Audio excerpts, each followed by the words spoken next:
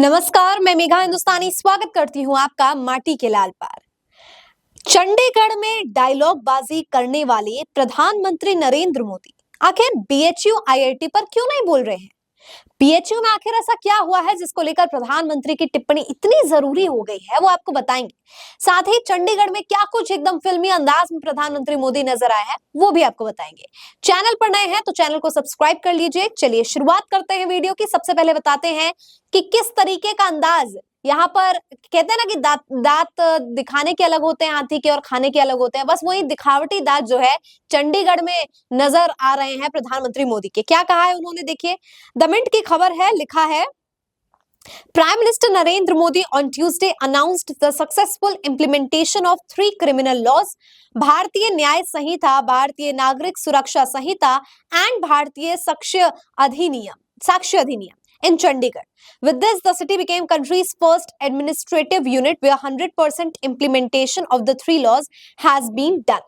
तो यहाँ पर बताया गया है कि प्रधानमंत्री नरेंद्र मोदी ने ट्यूसडे को यानी कि मंगलवार को अनाउंस किया था कि 3 क्रिमिनल लॉज को इंप्लीमेंट कर दिया गया है। यानी आपको पता होगा कि आईपीसी, सीआरपीसी ये सबको चेंज करके नए कानून लाए गए थे और वही कानून जो है यहाँ पर चंडीगढ़ में अप्लाई कर दिया गया है। उसी के बारे में यहाँ पे बताया जा रहा है। और चंडीगढ़ जो है फर्स्ट एडमिनिस्ट्रेटिव यूनिट बन गया है जहाँ पे हर 100% जो है नए कानून को लागू किया जाएगा। लेकिन वहां पर प्रधानमंत्री मोदी ने ऐसा क्या बोला जिसको लेकर मैं बता रही हूँ, वो देखिए। द मिनट की हेडलाइन से ये समझ जाएंगे आप। लिखा है Chandigarh becomes first city to adopt 3 new criminal laws, PM Modi sets तारीख पे तारीख डेज आर ओवर। यानी प्रधानमंत्री मोदी कह रहे हैं कि तारीख पे तारीख दिन जो है वो खत्म हो चुके हैं और 3 नए कानून आ गए हैं। इसी के साथ अमित शाह गृह मंत्री ने क्या बोला है, देखिए। लिखा है criminal justice system will be the most modern system, Amit Shah. Adding to it, union minister Amit Shah said that within 3 years of the registration of an FIR one will get justice. Our criminal justice will be the most modern system in the world.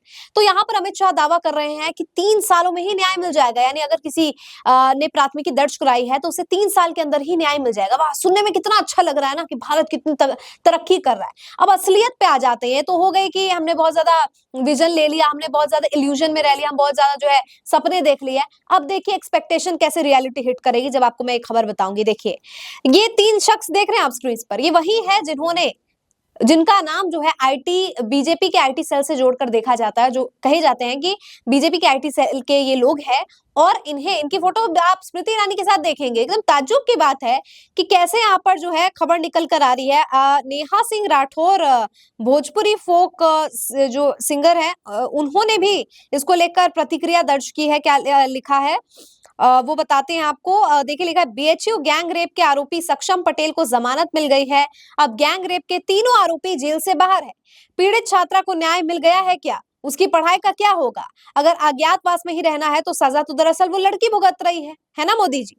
मतलब कितनी ताज्जुब की बात है कि जिस लड़की के साथ गलत हुआ है वो लड़की बेचारी, उसकी क्या, वो कैसे पढ़ाई कर पाएगी? उसके तीनों ही आरोपी अब बाहर हो चुके हैं कि किसी ने उसके साथ गैंग रेप किया है। आप समझ रहे हैं कि कितनी बड़ी ये बात है, कितना जो है अपराध है, जघन्य अपराध है और कैसी मोरालिटी है। और उसको जो बीजेपी स्मृति ईरानी के साथ खुश हो करके ये दरिंदा फोटो खिंचवा रहा है।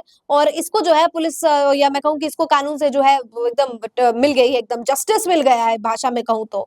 इसी के साथ अनिका पांडे पत्रकार हैं। योगी आदित्यनाथ ने इनके खिलाफ जो है, या यूं कहूँ उत्तर प्रदेश में इनके खिलाफ एफआईआर दर्ज हो गई थी क्योंकि उन्होंने सवाल पूछ दिया था योगी आदित्यनाथ से। खैर, अनिका पांडे लिखती हैं इस विषय पर, यानी कि इस मुद्दे पर, जहां पर तमाम तरीके से देखा जा रहा है इसको। इसमें लिखा है बीजेपी नेता जावेद ने बीजेपी की महिला नेता का गैंगरेप किया है। जावेद को उत्तर प्रदेश पुलिस ने गिरफ्तार कर लिया है। लेकिन बीएचयू गैंगरेप के आरोपी कुणाल पांडे, सक्षम पटेल, अभिषेक चौहान छुट्टा घूम रहे हैं।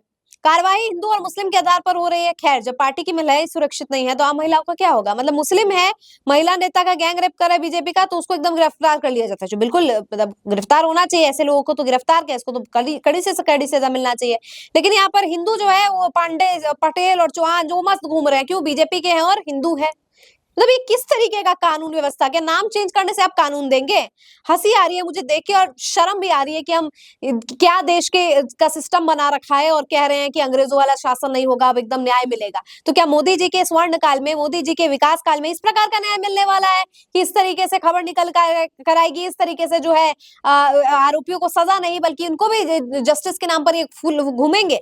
खबर देखिए दैनिक भास्कर की भी मौजूद है, लिखा है आईआईटी बीएचयू गैंगरेप के तीसरे आरोपी को जमानत, 11 महीने बाद जेल से छूटा सक्षम पटेल, पीड़ित छात्रा छुट्टी लेकर घर गई। वाराणसी के आईआईटी बीएचयू में छात्रा से गैंगरेप मामले में तीसरे आरोपी को भी हाईकोर्ट ने जमानत दे दी है। दुष्कर्म के अलावा गैंगस्टर एक्ट के दाखिल चार्जशीट में सक्षम पटेल को पुलिस ने शातिर अपराधी माना था, लेकिन इलाहाबाद हाईकोर्ट ने पुलिस उसकी जमानत नहीं रुकवा पाई।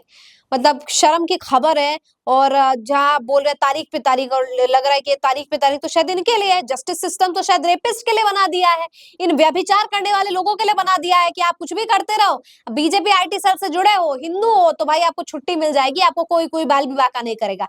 इस प्रकार की खबरें देखकर तो ये लगता है कि जुडिशियल सिस्टम से भरोसा उठ गया। आपको क्या लगता है दोस्तों? चंडीगढ़ में बड़ा बड़ा फेंकते हुए नजर आ रहे हैं प्रधानमंत्री मोदी, और यहाँ पर बीएचयू को लेकर बोलेंगे? है हिम्मत किसी भारतीय जनता पार्टी के नेता में जो बोल सके आईआईटी बीएचयू में जो कुछ भी है उसके ऊपर? कमेंट करके बताइए आपकी क्या राय है इस पूरी खबर पर।